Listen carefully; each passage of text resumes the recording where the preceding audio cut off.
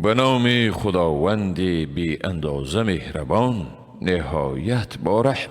والضحى واللیل اذا سجى ما ودعك ربك وما قلى.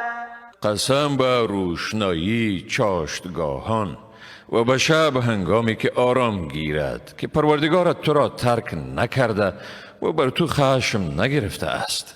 وللآخرة خیر لك من الاولی. و بیگمان برای تو آخرت از دنیا بهتر است. ولسوف یعطیک ربک فترضی. و به زودی پروردگارت به تو چیزی را عنایت می کند که خوشنود شوی.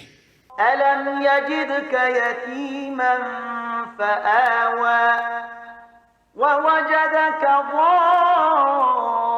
ضالا فهدى ووجدك عائلا فأغنى فأما اليتیم فلا تقهر.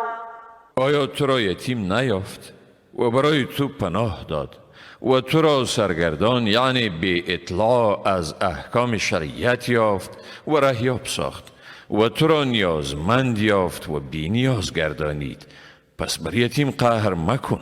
و اما السائل فلا تنهر و اما بنعمت ربک فحدث.